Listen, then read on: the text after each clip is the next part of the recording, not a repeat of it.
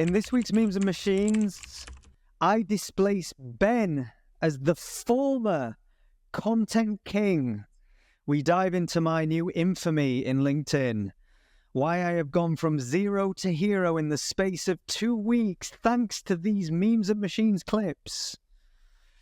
In a more serious note, we dive into LinkedIn algorithm speculation and what actionable steps you should take as a brand, business, or content creator. We dive into AI. We talk about hardware, the hardware and software dilemma. Who will win the AI race? Will it be Apple? Will it be OpenAI? Will it be Google? We discuss search, Perplexity, how it's eating more and more share of the search market. Their new ad product is rather interesting. Should people be paying attention? We think so. And finally, we go round in circles talking about how AI and photography is one, harmonious and a great thing.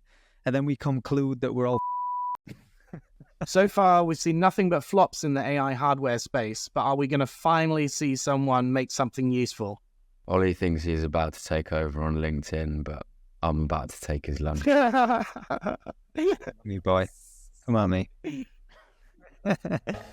back, grab a cold beverage from the fridge and relax, because you're now locked into the sounds of memes and machines.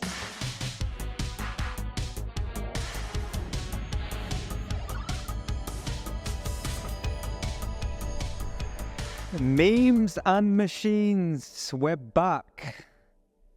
I'm going to address the elephant in the room before I go to you, Chris. Ben, you are looking, let's say, not the freshest I've seen you. Has someone had a night out last night? Yeah. Is that possible? I've actually got something stuck down my throat as well, and it won't come out. And I feel like it's a bit sick. What a great way to start the episode. What a great way to start. What a great way to start. And actually, I am going to throw a bit of shade at you while you're feeling vulnerable and weak. The perfect time to strike. So, as anyone who's listened to this show knows, Ben claims to be a creator. He talks about being a creator and does things for creators. And the mere mortals like Chris and I, who are just marketing and tech nerds, we're not necessarily creators until this week on LinkedIn, when I am dropping numbers. Yeah. I am dropping the creator gods have been favorable on me. Ben is not the only guy in town. Move over, Ben. LinkedIn influencer Oliver is here. I think that's where we should start. It's good to see you finally join the trio, mate, because we've been seeing numbers for a while. Ben's been seeing numbers for a while. It's good to see, yeah, exactly. It's good to see you coming into the game, finally, in the last innings. I'm here to stay. What about when LinkedIn stops boosting you? Listen, me and LinkedIn are good friends. We've been on good terms. I'm actually going to see LinkedIn on Thursday to talk to their teams about something. I don't know what. What about them boosting you? Maybe there's some things going on in the background. Allegedly, who knows? So the story here is, I do think this is a really good topic.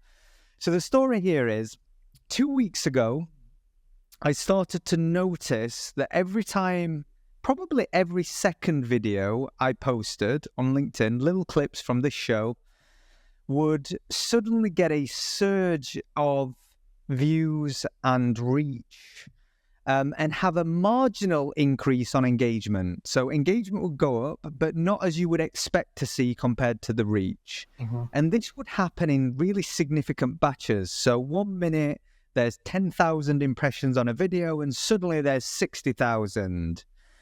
And over the last 2 weeks, I've seen this trend continue, whereas my video range is anything now from like 10,000 views a video or 10,000 impressions all the way to 5.5 million. And it really is wild. It feels random.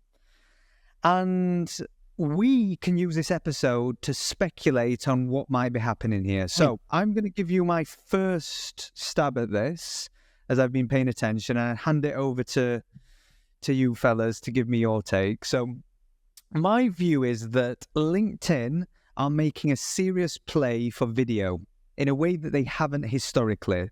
They started to roll out several months ago, beginning in the US and then making it away across Europe, a vertical video feed. And from what I've discerned from people online, not everybody has this right now. And this is a small feed that you will see in your normal feed. And if you click in it, you go into full screen deployment. So think of it like the For You page on TikTok. Mm-hmm. And it's immersive, and you can go from video to video to video.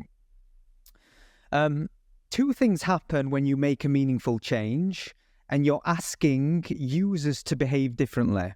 Imagine most people's time spent on LinkedIn is occasionally listening to videos, a lot of stuff with sound off, reading posts, scrolling through carousels, and now you're asking them to take a more immersive experience in a brand new feed. People don't know how to interact, don't know how to use it. They're not going to engage correctly because you're training those behaviors.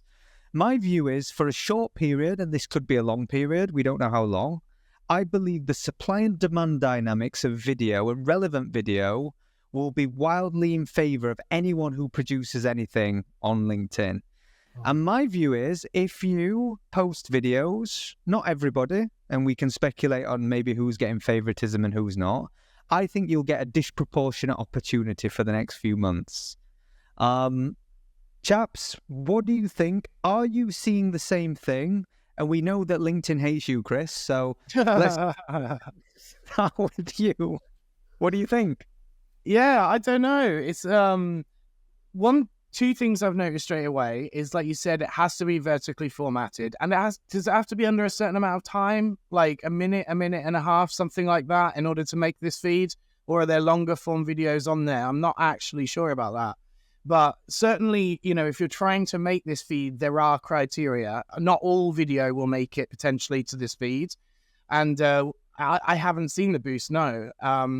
And I do have a yellow badge because I earned one through answering questions through LinkedIn's AI articles. You've got a top voice badge, though. That was one of the things that we wondered about, initially.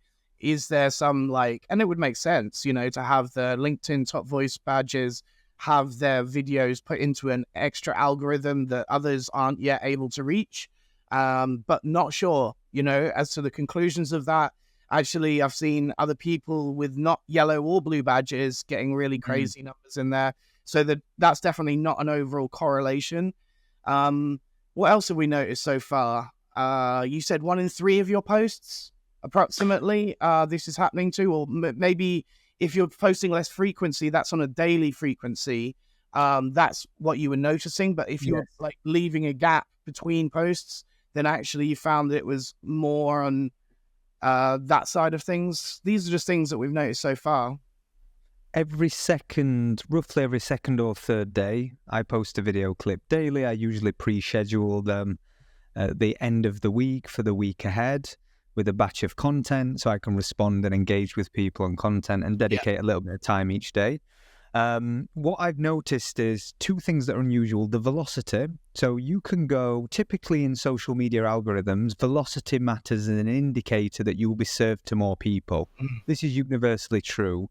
Like on Instagram, that first 1 hour, if you get shown to enough people and people engage with it, it'll serve it to another proportion of your audience and so on. So velocity typically matters. What I've noticed here is sometimes 1 hour after I post, a video may be artificially boosted. Sometimes it's 12 hours, 14 hours later. It suddenly goes, it hits a certain catalyst and starts to achieve more engagement. The question I'm left answering is, if more reach doesn't necessarily translate to deeper engagement, there's definitely been an impact on my average engagement and a slight increase in my followership compared to the normal trend. But it's nowhere near proportionate to the reach. We were just looking at some of the data beforehand, Chris, a post that has, 5 million impressions is still getting 500,000-600,000 views. And yet, you'd argue that the engagement is very, very low for that volume. You would expect thousands upon thousands of additional followers and introduction to people. And again, that's because where are the video views and impressions being served? In a new feed where people don't know how to interact with it yet, or aren't interacting with it yet. Or it all could be like fugazi, like a metric problem, and it's just like lying to me on the numbers. I wouldn't expect so, because it isn't happening on every post, and it is kind of like, things are just taking off, like you said, uncontrollably sometimes. But I think you've nailed it in the sense that, most LinkedIn people are not TikTok savvy, so they won't have this for you vertical video feed experience. It'll be very new to them, and they won't know how to engage. Many of them don't engage anyway. This is the thing I've noticed about LinkedIn is a lot of people curate their likes and comments a lot more because it's seen as more professional than other places where they do leave, even a lot more negative feedback sometimes. But they're more likely to leave feedback in general. But yeah, it's an odd one, isn't it? It's just so crazy that they've reached the heights that they have. Because you had one too, right, Ben? You actually had one that got like 300k impressions, which is an extraordinary amount. Mine was on Friday, and obviously I think because I'm the king of video, LinkedIn's obviously seen that. And then on Friday, I posted at 5 p.m. on Friday, and then at 8 p.m. I saw it had 35,000 impressions, and I was like, that can't be right. And then I checked it half an hour later, and then it said 50, and then now it's on 476,000 impressions, 36,000 views, but also share engagement, 167 likes. So nothing great. That's definitely a biggest pattern we've noticed, is that likes have got nothing to do with impressions. So it's very not odd. algorithmic based. It's not like based off of like how all the other algorithms are built at the moment. And I just think that they're manually boosting. Yeah, imagine in feed though, if you think now, for you to get 500,000 people to see something in a typical feed environment, it requires a lot of people to share it, which again is, if you're sharing something, you're adding a little bit of validation. Shares are kind of the utopia of social currency. In a feed environment that is a discovery engine, you don't get that. And it's the same argument you could argue in like TikTok. When TikTok views, they don't always correlate. You can get, 50,000 views, 100,000 views and get like 25, 30 followers, right? It doesn't always equate in more traditional social environments. I've got a personal question to ask for you, Ben. As the king of video, how do you feel about someone like me eating your lunch? Like, how does that make you feel? That's what I want to understand, feelings. It doesn't matter, because I'll come sit next to you and you won't be getting any more of that lunch. Because, Sounds like prison talk. Well, prison talk, this, Ben. Not you specifically, but... Like, yeah, it's a good job you walked that back. It's a good job you walked that back. People on LinkedIn aren't video creators. They are. No, that's very true. Not for the most part. They're writing creators at best. And then video is like quite hard to get good at. And beyond podcast clips, most people just can't sit in front of a camera and speak. And I already had comments on my video that's done before 7-6 views. I was like, oh, really like your audio, really like your lighting, really like the video production quality. Like, that's taken a bit of time to just, to me, it's just like, it's super easy to set up and do now, but most people just don't even have beyond basic setups to film and stuff. And so naturally it doesn't bother me if go back to what you said, Ollie, it's like if you're also going to create video and compete alongside me, that's fine, because I'll just do a better job. Yeah. And at the end of the day, when the algorithm, more of an engagement style algorithm gets implemented, where stuff that gets engaged with more gets pushed out more, then the better videos will come out on top. It's not going to be like this forever. I think it's going back to the point you said, where there's more videos than there is people viewing that part where the video is on their feed, right? They don't have enough videos to put their to exceed the amount like of people that actually scroll to that point, or some sort of like really outweigh dynamic there. Yeah, and that dynamic will shift, supply and demand, inventory needs, etc. That'll shift and that'll have a bearing. But I think it beggars the question of going, you know what, if you want to be a successful marketeer, forget any platform, LinkedIn, TikTok, like if you can master video and storytelling through video, you have many advantages. If you can be an exceptional writer, you can, curate a really good newsletter list, and like you can do well on LinkedIn, and you can do well on Twitter or X now. So I think it's like the art is really be a great creative that can distill and communicate ideas, thoughts, news in interesting ways, and you'll probably win. The challenge in LinkedIn I've always observed is, to your point there, Ben, is people, there's this kind of fugazi area now on LinkedIn where LinkedIn wasn't a place where creators produced anything. It's people developing their CV, like trying to network. And now you've got this hybrid of people where I kind of sit in this remit. It's funny, when I enter a room, when I've not met people, there's a sense of familiarity. They say to me, they're like, oh, you're like, I see your clips all the time. It's really nice to meet you. Yeah. And I go, I've never identified as a creator. And more and more increasingly, and I'm like, what would you call a micro creator? Or by current numbers, I am destroying Ben. I just want to put that on. I am the Grand Poobah of video right now. So, just so you know, on record. We had a conversation with somebody last night, and it was like, what makes somebody a creator? Because we had a few talks from some entrepreneurs who've got, probably similar to you, who have gone entrepreneur to creator. And the room is full of creators trying to go from creator to entrepreneur. And then it was sort of like, we asked this question of like, well, these entrepreneurs, and they're not creators. All they care about is growth, building businesses and making money. And they're like, oh yeah, just outsource content, just outsource video. And I'm like, yeah, but from a creator perspective, like that's our craft. Like that's what we like doing. We like the process of making the video. And like, is that what makes us creators? Like, what makes someone a creator? If someone makes 10 videos, are they then now a creator? If they make one video, are they a creator? If I step on the pitch and play one football match, does that mean I'm now a football? Like, it's kind of, you could talk about it in any sort of context, and it's just interesting, to like see how people see themselves. The worlds are converging, and you've seen this this has played out in the celebrity sphere forever. To your point, like athletes want to be musicians want to be actors. You go through this process where you're always aspiring. Entrepreneurs now are kind of at the center of many of these fields. Athletes transition to being entrepreneurs post-career. You have entrepreneurs at the center. Now creators and entrepreneurs are coming together. I'd say people, even if you look at people that are thoroughbred entrepreneurs, Elon Musk is fundamentally participating in the attention economy.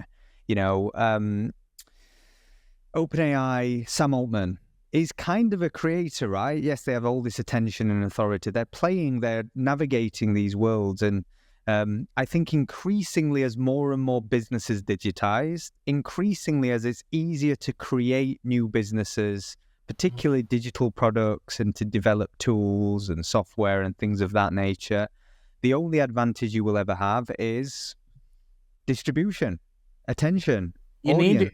You need it. Like even Ronaldo is the fastest growing YouTuber. That's crazy, right?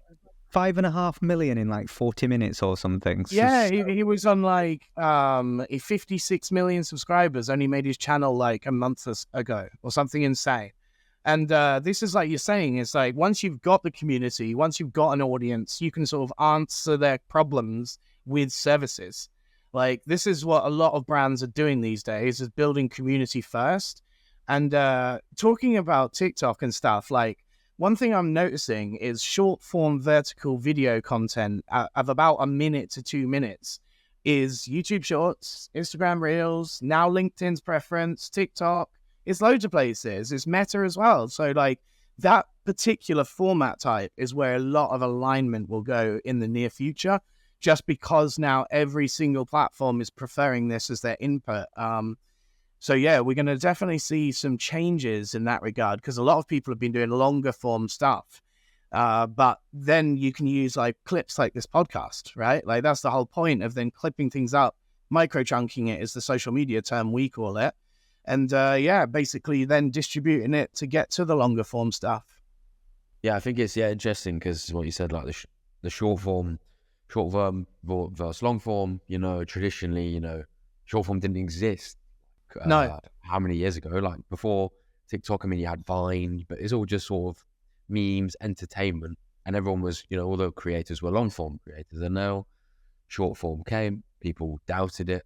People say, oh, TikTok short form's only a pass. And then, YouTube adopted it. I don't know whether it was Instagram Reels first or YouTube Shorts, and then, Facebook Reels, you've now got Snapchat Spotlight, you've got Pinterest. Because short form is just easier. And the algorithms are slightly different than long form. They're less search based. They are just a bit more in the moment, things, they whether they flopped within, half an hour. That's just the nature of the game, but there's less barrier to entry with short form. That's why people like it. Yeah. It's less scary, daunting. I don't think YouTube has this sort of like, oh, I've got to like put this more like higher produced video, even though you really don't, but it's just got this feeling around it rather than it's more raw and authentic, isn't it? Yeah. And I'd noticed that. Like I started making some polished TikToks and they were doing terrible. And that's when I talked to you about it. I said, look, I can tell that our stuff's just not really for this platform because we make polished, nice, edited stuff. But actually TikTok's all about raw talking heads, being authentic. And so we were so far off of the brief. But now that we're making stuff like this, where we can clip it up, and that is raw, more authentic video, vertically formatted stuff, it makes a lot more sense to me. I just wonder how many brand side B2B marketers will be able to transition into this. That's what I'm saying about the like creators. I think if you've been on TikTok killing it for 2 years, you're so likely to crush it on LinkedIn right now. If, this continues.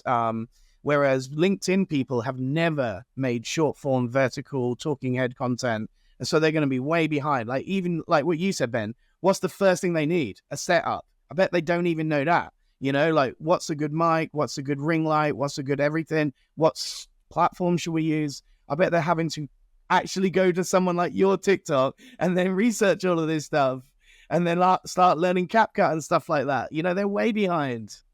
Yeah, it's my number one tip is when people come to me and ask me, how do I build my marketing team? And that can be in-house at startup. This can even be large organization. This can be agency.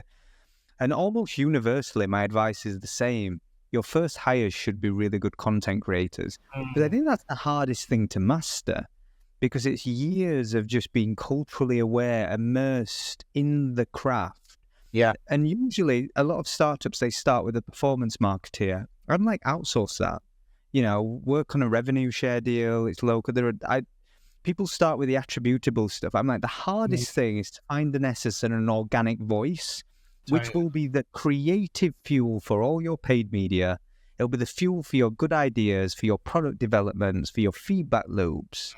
So I'm always an advocate in hiring. And if you are constrained by budget, you're not a well-funded startup or something of that nature, I'm like, hire young, hungry interns that have proven they can cultivate an audience on TikTok. And that's almost universal, whether you're a HR platform or whether you're a beauty brand. I generally have similar advice because I think that is the future. It's the full stack content creator is the epicenter of a marketing function, in my view. They're lifelong learners too. Like Ben is constantly evolving with the times. He's now on the AI wave, but right before this, he was on the best video editing stuff. Right before that, he was on the best other stuff. I think that's the big difference is like when you commit to this, being a creator, you have to move with the times because things trend and change all of the time. There's no option to stay in 2021 or something like that. You are 3 years behind then if you're doing that. So I think that's why it's such a good first hire. I would totally agree with that. Very hard person to know what to get right, though. In a startup, you need to really make sure that they are moving with the times and that they are as passionate and stuff like that. 100%. Or if you're like Ben, you could have someone come along on LinkedIn and just eat your lunch, Well, I've seen like we're still on this story about you as a hairfluencer. I thought we had 4 other ones to do today. I'm enjoying the glory. When you get a moment in history where I know for the foreseeable future Ben's going to crush me. Yeah. But I just have this win. Like it's the Mighty Ducks moment. It's that minute where the underdog just comes along. It's the first dopamine hit of an algorithm going, look at this, trust me. We've had this like in 12 different social media platforms since Friendster, then MySpace, then Meta, then all of these Instagram, and now LinkedIn. It's hilarious. It's exactly what they say is dangerous about social media, to be honest. The hook. The affirmation. Hook. Exactly. Because now you're going to spend a lot more time trying to achieve it, aren't you? And that's their whole goal, is to get you to dwell more, drive more engagement. And that is good, for both of you, potentially, especially when it's business related on LinkedIn. It's not as much if you're not selling anything and it's just on Instagram. Don't worry, Ben. I'll give you some tips after this. What were you going to say, my man? I'm seeing your semi-drunk voice coming through. Come on. Notice the shift in narrative around job specs for social media roles. Yeah. Where people are calling out the fact that if you've got somebody in that's making content, that's a full-time fucking role. That's not like one part of being a social media manager, like manage all the socials, do this, do that. It's like, no, it's content, create content is full-time fucking job, from ideating to scripting, recording, shooting the video, editing as well. Like that is their job full-time, because that is what I do, and it is a full-time job. And like if you want results from organic content, like from your social team, you have to have somebody that is able to just live and breathe content creation, have their ears to the ground, like you just sort of said, Chris, like be in it, like finding the trends. What are the platform features? What are the new things that are happening on TikTok, on Instagram, on YouTube? How do we leverage the moments that are happening? And to do that, you need somebody that's just chronically online on these platforms. What is relevant and is working now might not be relevant and work in 2 months' time because of X, Y, and Z. Certainly won't. Because of X, Y, and Z. And like that's why the pace of social media is not for everyone. I think historically people who hire have just not respected the fact that organic content creation is a full-time job now. Chris, we had a brief conversation maybe a week and a half ago when we were sharing Perplexity had come out with an ad product, and there was a few interesting things. Perplexity, for anyone that isn't aware, is AI search fundamentally, and their proposition is they want to be the most truth-seeking and accurate prompt/search engine. And how they do that in their current form is they validate every prompt with source references, and it's being used by academics, and it's a really useful tool if you're in knowledge work in any capacity. And they came out, I think their branding's phenomenal. I think they found their place in the world in a very congested, competitive space. And I find myself using Perplexity a lot. It's definitely eaten into my Google share of usage. So, Chris, do you want to give us a bit of a rundown on what the proposition of Perplexity is in terms of their ad product, and what are your thoughts around it and some of the key points people should pay attention to?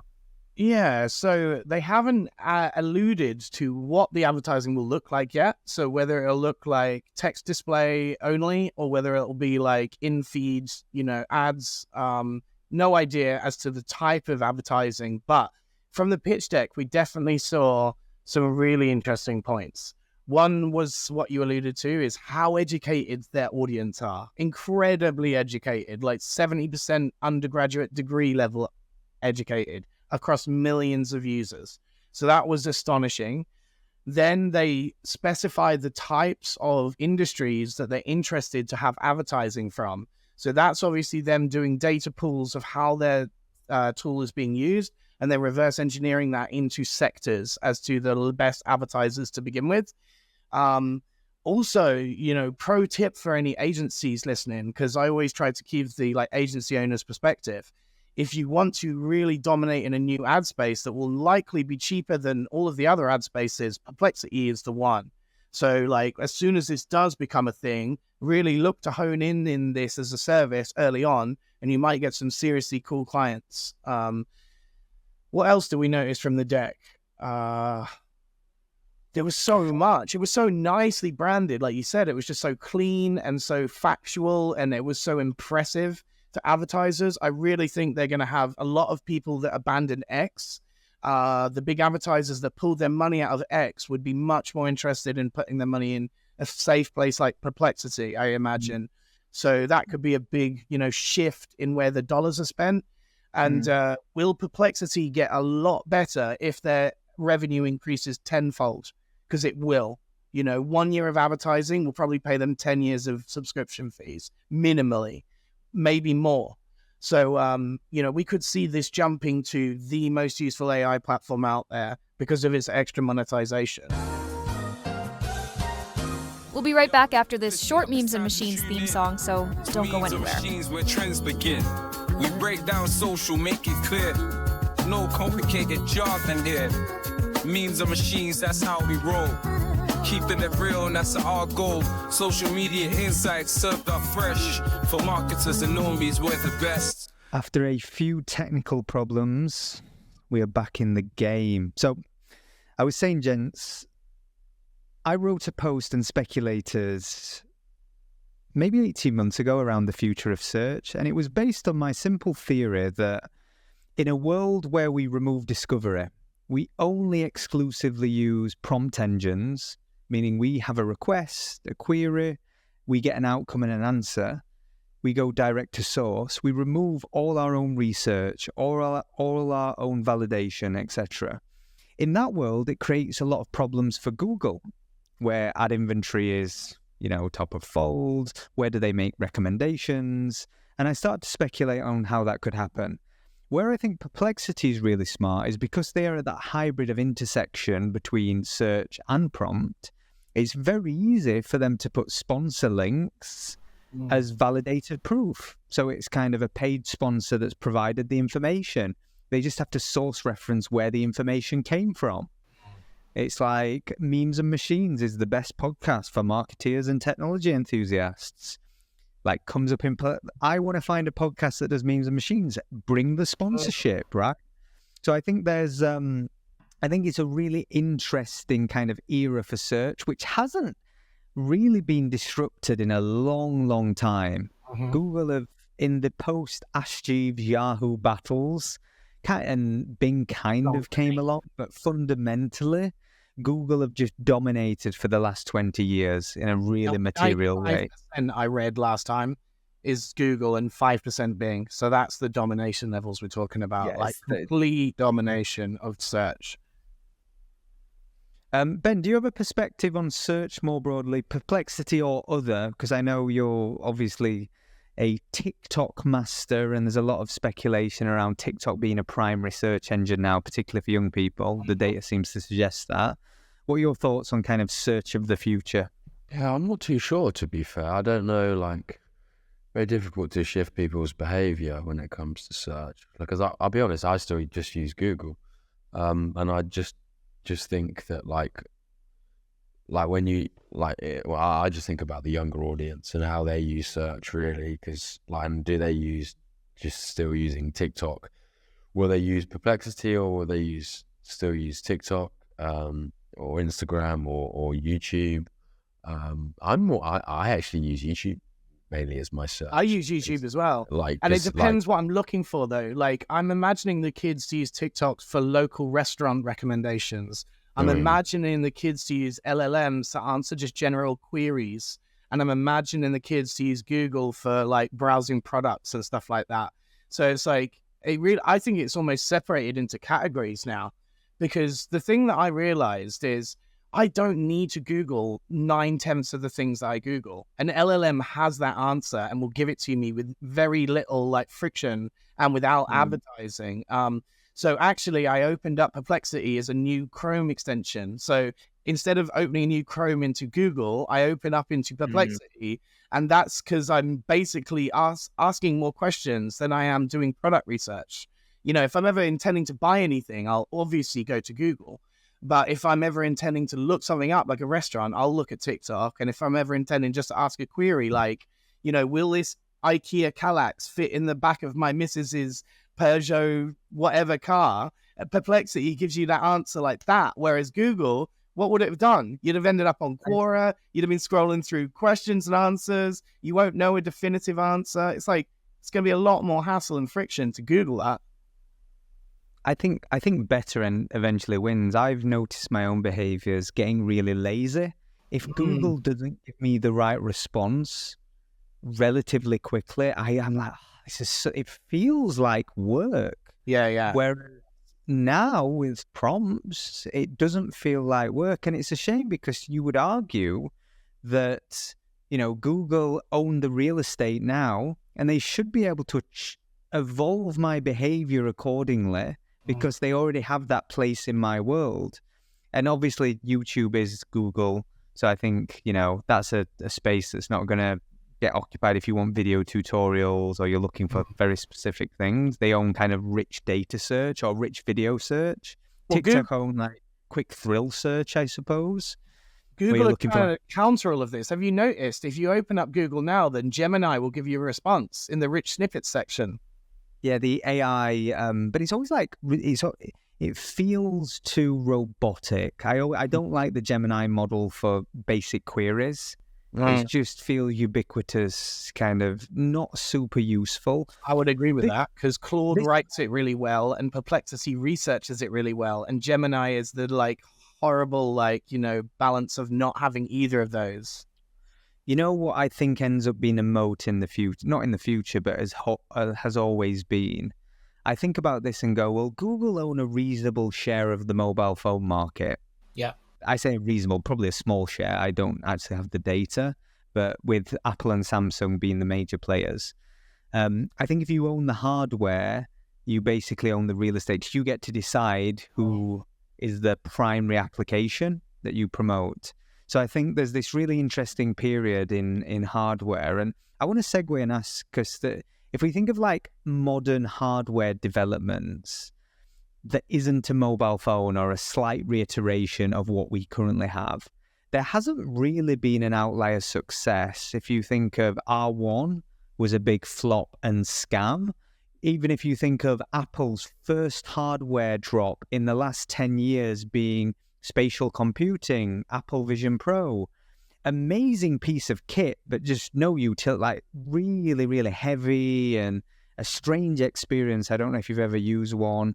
Meta and Meta and the Ray-Ban collaboration. And actually that's probably one of the better ones, if I'm being very honest, of kind of hardware utility.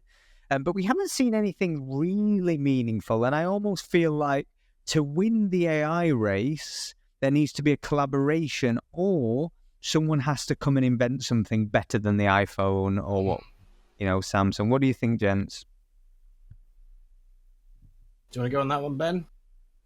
Yeah, I agree. You know, the R1 as a scam is a good. CoffeeZilla did a really good deep dive on that. If you're interested in that, and uncovered the real truth behind that device. And yeah, I recently saw Apple said that they've suspended work on the Apple Vision Pro 2 because I think they've brought something to market that's just too expensive.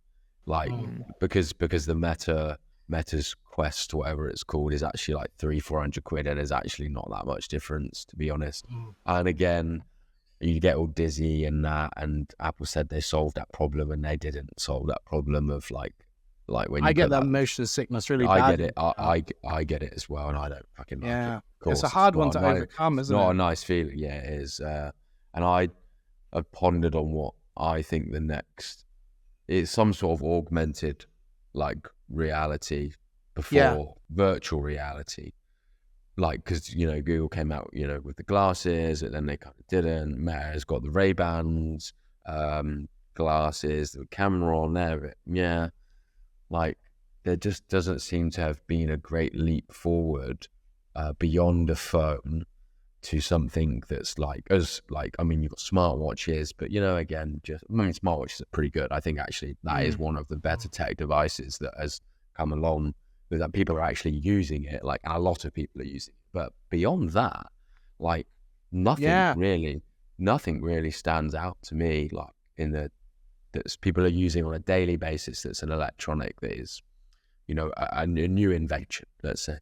But yeah, I agree with the software hardware integration, you know, like when, you know, as Apple starts to probably dive into was it called Apple Intelligence? Theirs is called, I think. You know, they're launching part of the features is probably next. The Apple event is next week. I think it's the 9th or the 8th, where they'll obviously be launching and talking about probably some of their new features and how they're integrated into the new iPhone and the iOS 18. Have you seen Apple Intelligence in the iOS 8? So you can get bootleg versions right now. So you can update your phone. Yeah, you can update your phone because it's available in America. Yeah. So you can kind of get bootleg versions. It's really interesting. What I liked, and this is an adjacent point, but Apple did what Apple always do. They're never particularly early. They kind of show up on time when the technology and the software and the hardware capabilities kind of converge. They find that sweet spot. And I liked that they didn't try and do anything revolutionary with AI, anything too fringe or too irreverent. It was like, how do people currently use their mobile phone right now? And how can we use AI to get context of their life to add value? Meaning, I know this person wakes up. I want to create an agentic process that allows me to book a restaurant, allows me to notify my friends that I'm running late. So they've kind of took all these like simple friction points in life and decided we're going to focus our energy on that piece, the practical application in the real world.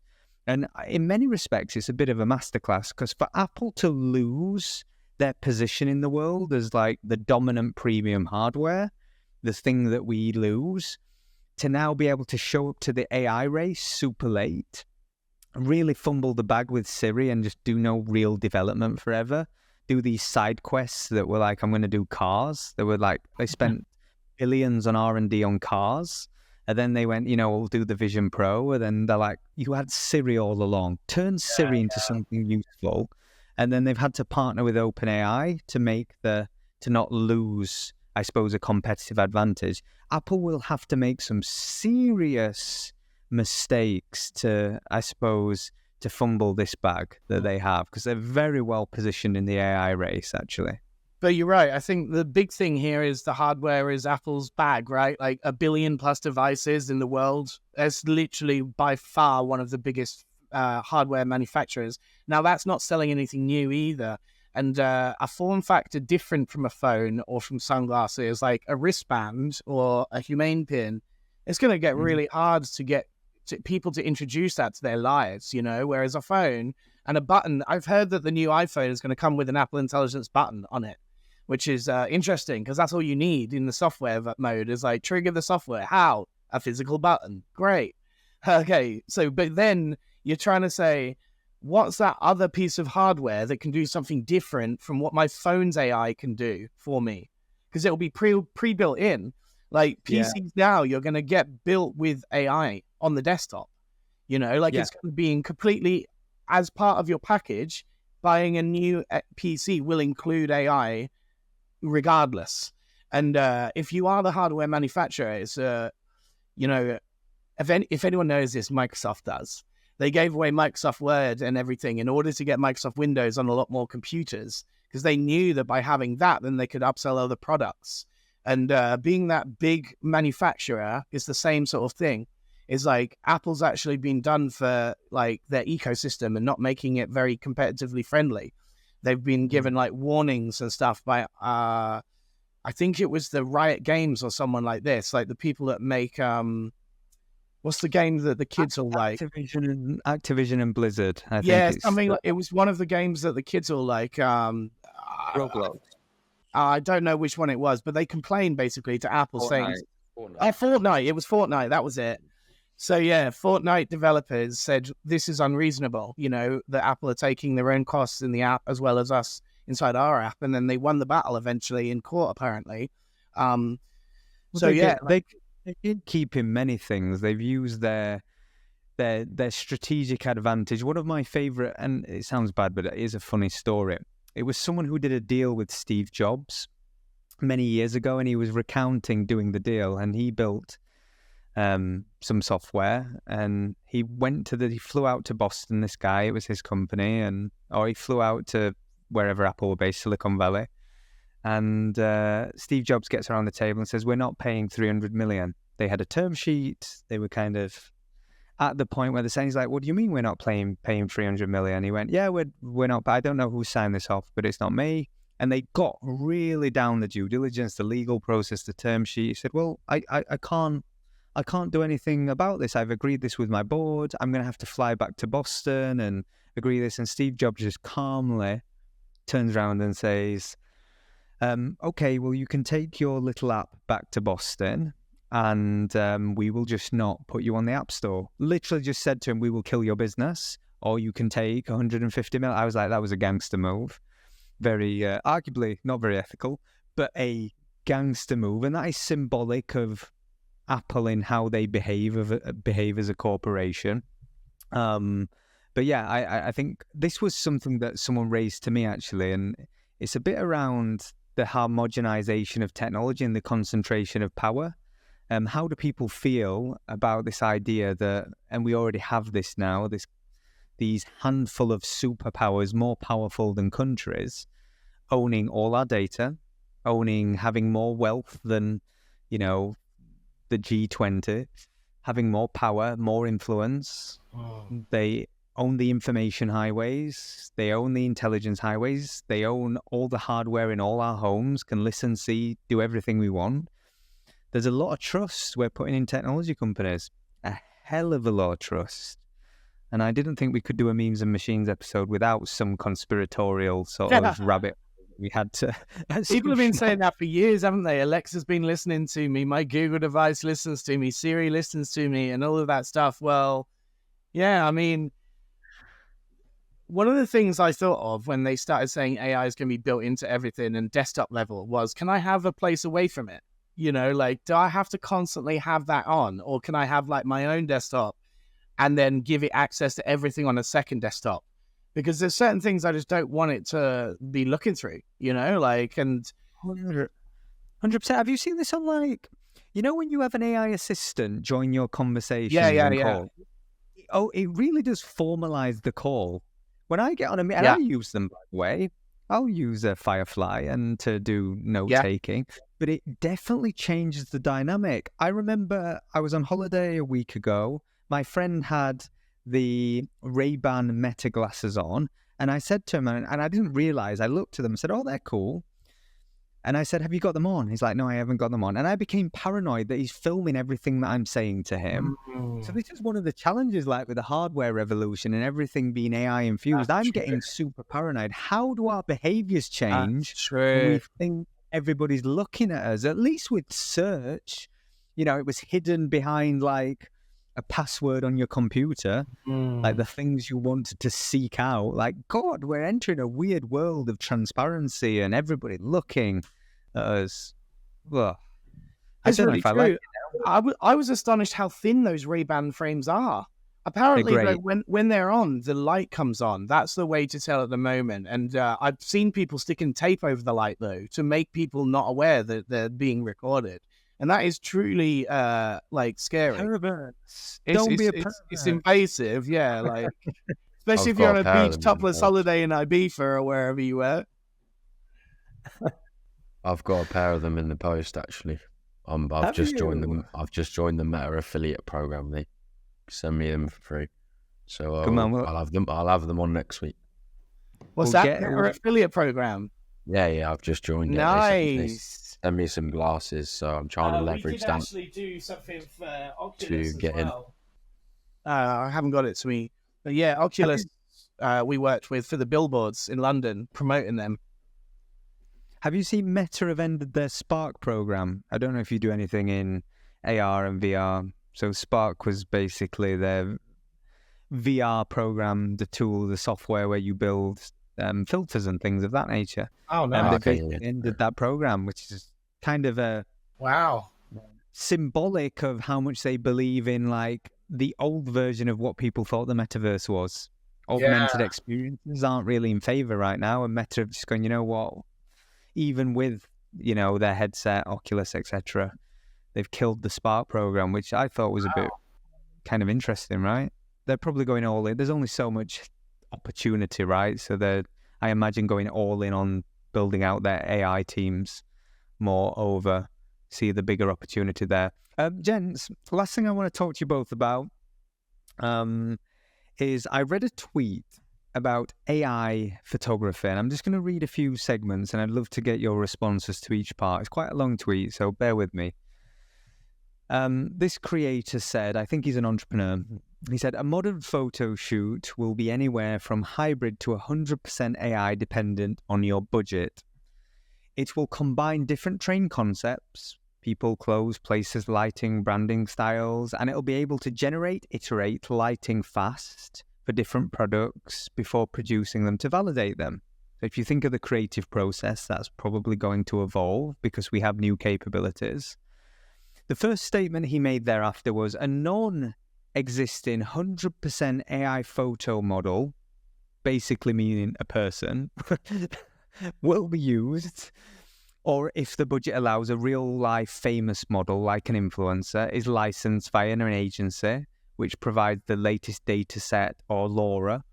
To put it more into legal terms, there'll be a big legal industry fighting companies using influencers for likeness, and it's kind of happened. We even saw it with OpenAI and Scarlett Johansson using her image and likeness and voice to become easier with AI. Firstly, what do you think about that first statement around photography as an industry changing radically? And then what is about that first prediction around people only being used more sparsely? Is that a reality? My initial thoughts are that certain brands won't want to use AI models, like Dove have made a hard stance against that, and others. So it'll only make sense for certain companies, you know, especially if they are very human-centric when it comes to products like beauty products and stuff like that. Maybe they'll be less enticed on the AI models, but the AI photography, 1000%. And we're talking every aspect of the photography too. We're talking the fashion shoots, we're talking the location shoots, we're talking the background shoots, we're talking every element of photography.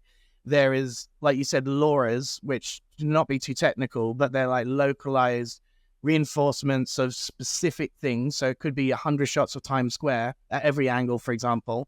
And then you're like prompting like photorealistic versions of Times Square. Now there's millions of shots of these places too. So it's not like there's a lack of training data. There's like hundreds of millions of shots of like Times Square on the internet, no doubt. So like a photorealistic version of that would be a lot less difficult than say somewhere in the African jungle. So again, I think it depends on what type of shoot that you're actually going for as to whether, but I know from personal experience, we've had people come to us saying, Chris, we're trying to be carbon neutral. We're looking to use AI. Yeah. And I thought, fascinating, because otherwise it would have been 50 photographers getting in a jet and flying somewhere in the world. And that already is like way more carbon than the AI would use to generate this stuff. Even though AI is quite intensive on the electricity right now, it definitely could do some optimization, let's say, because it's choking up the electric grid, as far as I understand from the headlines anyway. But it's still far better for the environment than actually going physically to the place. Mm-hmm. Ben, your thoughts? Yeah, it's where to just do with, I guess, I'm trying to think of the perception and impact on the end user. So what is the purpose of the photo for what if there's for the business. It's mostly for social media, I'm advertising. noticing. That's why Yeah. I think social media and advertising are like, if you think about every big campaign these days, it's not so much the in-life campaign that gets the attention, it's the social media clip that goes viral. Like even Saturday Night Live gets more attention through its YouTube channel than it does on live TV these days. So it's like they know the attention's in the digital. Even that's why right now there's this big trend in advertising called faux, which stands for fake out of home, which is like, you know, CGI and graphics added to make things look like Big Ben's wearing like a, what was it? North Face jacket. So stuff like that's, you know, very popular. Really so that's why I see AI being, you know, a bigger and bigger part, is that it's much speedier than AI. CGI is a lot less, you know, expensive than AI. So these are the reasons. I think on that, the point that's really interesting is really good photography was effectively gatekept by those that had resources, big brands that could afford to do these beautiful locations. Yeah. And now as a startup, you can do CGI renders in locations you couldn't afford. So I just think it's, in some ways, it's a leveler of creativity. The cost, though, is undoubtable. There will be many people that have built very prestigious careers around photography, and you could argue, you know, they will still be revered because of their profile, the name, and there's always going to be room for that stuff. But, you know, there are a lot of kind of the middle, the messy middle, I don't mean it to be condescending, but the mediocre middle. I think that field of photography will almost certainly be wiped out, right? For advertising, e-com, social media, those types of things. Yeah, it'll continue in passions and stuff like that, but it just won't be as monetized, because it's the same that we've seen with stock anything, though. You know, stock stuff around everything is being eroded. Video, images, voices, everything you can think of that's a type of media. Anything stock is now preferable to do it the AI way because there's a lot more control. If I used to do this all the time, like someone would give me a project and then I'd spend 9/10 of my week just looking through stock sites, and I'd never come through anything that I wanted that even came close to actually what I would like. So all of that wasted time, it's just so much quicker to iterate with AI and then get something and then get a client to sign it off. You could send it to them within 5 seconds of them asking for a Times Square video. You know, it's not like you've got to spend 2 weeks traveling there, wait for the right conditions, get the right photographer, £1,000 camera, all of the other stuff that you've got as variables. It's like, no, I send it to them, the Slack channel 5 seconds after they ask. Thank you very much. I remember, I may have told both of you, but I had a conversation with a CGI specialist. They own quite a very high-level CGI studio, have been involved in some of the, you know, top elite filmmaking in the UK, some global movies, etc. And they said to me, you know, they would typically get a render in CGI brief, and they would expect to pay per render around £6,000 per image. And their work, it'd roughly be about £6,000. They said they got the same brief this year, and bearing in mind this is 12 months has passed, the exact same brief from the same brand. They offered them £300 per image because they now have more opportunity through generative AI, through renders, as opposed to the traditional model. And I go, oh, that's I don't know how I feel about that. However, it's just a harsh reality. It's like the wave is here. What do you do about that? Same. I think, though, you're always going to pay for quality. That's the thing, is AI makes everyone think that it's easy, quick, and everyone can do it. It's just not true. It's not true at all. Yeah. Quality AI today is a real skill. I don't necessarily think quality AI in the future will be, though. If you just think of that. But then there'll always be someone above. There'll always be levels to this game. There's no time when the plateau will mean, if you've got a 15-year film direction and storytelling experience, that you won't be any better than some average guy that's got access to an AI tool. I fail to believe that. Yeah, fair.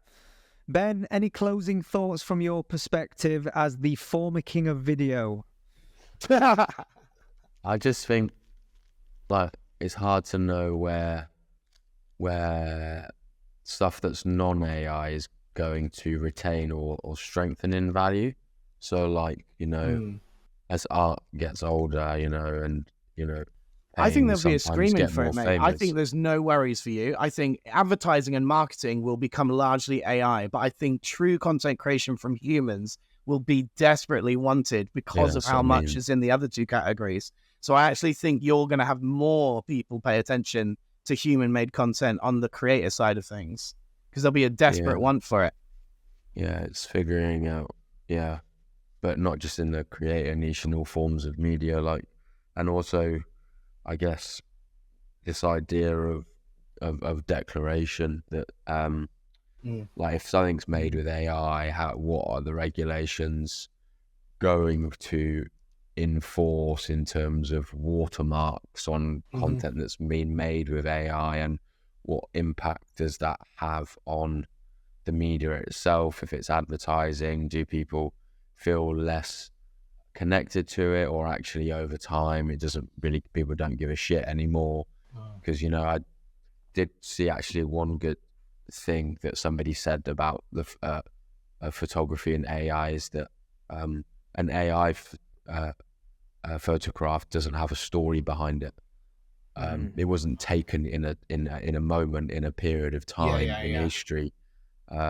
Whereas a photograph does that actually fucking mean anything to really the end person? Probably not. They're not sat there going, oh, wonder when that was taken, like, it just, people don't give a shit about that. That's just, but there might be little areas of where it's used where actually, like traditional photography or might become more valuable in some mediums, in some forms, in some purposes. It'll be rarer, because it'll be rarer and it'll be more appreciated. Yeah. Art. And then it's like, what are those things? We don't know yet. It will be when AI comes real mainstream media, mainstream advertising, everybody's fucking using it because it's cheaper, more efficient, and then we'll see, okay, like, what is the media that is still in its truer form that is actually really powerful? I don't know what that will be. I think that's really hard to predict. I'll agree. say something, though, just as a, like, no doom and gloom thing. Think about this as a camera. A phone has so much AI built into its camera already, right? And that's what we think of as a physical device we go around with. Now, also, it's going to be a spectrum completely from one end to the other, because I've seen physical cameras with stable diffusion built in, which means that you could take a photo and then hit a button and then see an AI overlay of the real photo in real time. And I've seen film cameras like this as well. So unless you're using a really old motorized camera that has clicks and pins and stuff, you're using some form of machine learning and AI in your camera already. So like, that's what I'm saying is you're going to have the AI generated from software photography. You're going to have the physical devices with AI built into them. You're going to have your cameras with some form of AI in, like Apple Intelligence. That's actually kind of scary, because we're never going to be able to trust photos again. Have you seen on their demos, you can just literally erase someone from a photo. And this is what we've been able to do with Photoshop Gen Fill for like a year. But the fact that then everyone's going to get this on their phone means that you'll never be able to trust anything ever again, because they can just wipe their friends out. I like how you just went, I'm going to end this on a positive note. No, I'm just meant like the spectrum's there. Like, it's it's not a black and white thing. Like, yes, photography, no AI. It's like, no, actually, there's bits and pieces all along this spectrum. But it's the dilemma we keep facing, because you always do go on this, you go, this is amazing. Like, imagine the art of possible. Then you turn around and go, we're fucking doomed. I can't trust it, though. It's like Ben said, watermarks. What is going to be the way that we can tell if something's... I sent you guys a funny thing on our WhatsApp group just before this, right? And it looks super photorealistic of Donald Trump doing anything we want. I have got the solution. I'm going to tell you both, and we'll leave it there. The solution is I am going to have a super chip Neuralink put into my brain. He comes at me with all this video king. He's speaking to super intelligence, AGI all. Imagine how many impressions I'm going to get, Ben. Just you can't the number of LinkedIn impressions I am going to get. You can't even fathom, my man. Anyway, on that note, gents, I'm going to love you and leave you. Good chat. Bye bye.